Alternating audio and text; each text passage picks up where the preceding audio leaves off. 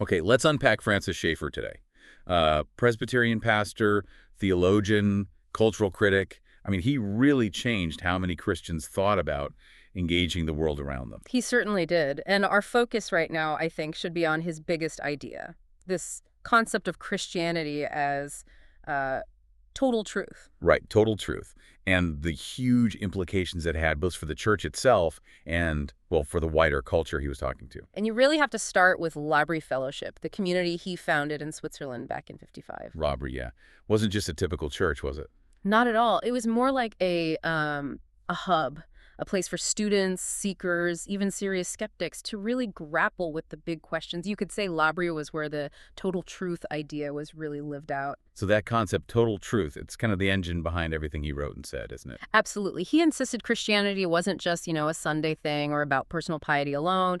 It's comprehensive. But how does that work? I mean, total truth, covering everything equally. Like, how does it connect fixing your plumbing to, say, debating philosophy? Well, the idea is that the Lordship of Christ extends over every part of life: art, science, politics, family. It's all under his authority, just like Colossians 3.17 suggests. Right. So it's not just about spiritual matters. His point was that if you ditch biblical foundations, things start to fall apart intellectually. That's why he could analyze, say, modern art or shifts in philosophy and see a direct line back to underlying beliefs. And that integrated approach is why he's so linked with the term worldview, right? Exactly. He didn't just use the word. He hammered home that the Christian worldview is the only one providing coherent, rational answers to the fundamental questions: where we came from, what's right and wrong, what's the point of it all. So not just a truth, but truth with a capital T. That's it. Truth. And he Right. didn't just leave it as theory. He applied it as a cultural critic. You see that clearly in How Should We Then Live? He basically traces Western decline back to abandoning its Christian roots. Right, living on borrowed time, essentially. Living on borrowed capital, yeah. And this led him to make some very controversial claims. He definitely wasn't trying to make everyone comfortable, neither the church nor the secular world. Okay, what were those key claims, the ones that really sparked debate? Well, first, he stated very clearly that secular humanism isn't neutral.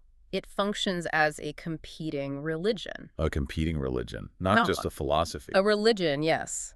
One being imposed, he argued, especially through public institutions like schools and courts, often disguised as just, well, being non-religious.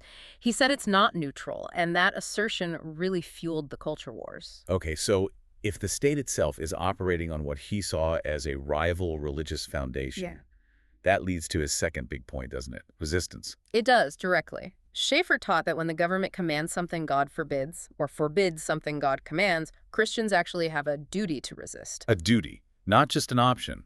A duty. He based it on Acts 5.29, we must obey God rather than men.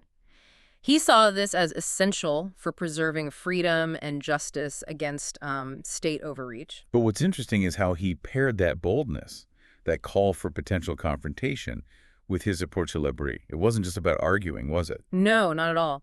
He really emphasized compassion and apologetics. He insisted on truly listening to people's questions, their doubts, their struggles, and engaging with gentleness and respect, very much in the spirit of 1 Peter 3.15. Mm. So if you pull back and look at his whole impact, Schaeffer's legacy is really this call for Christianity to be total.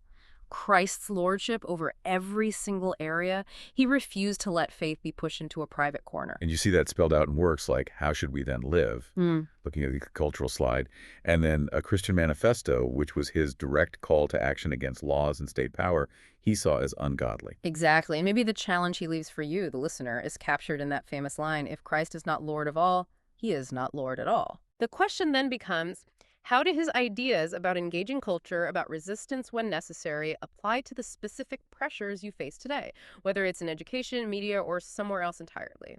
He demanded, well, courage.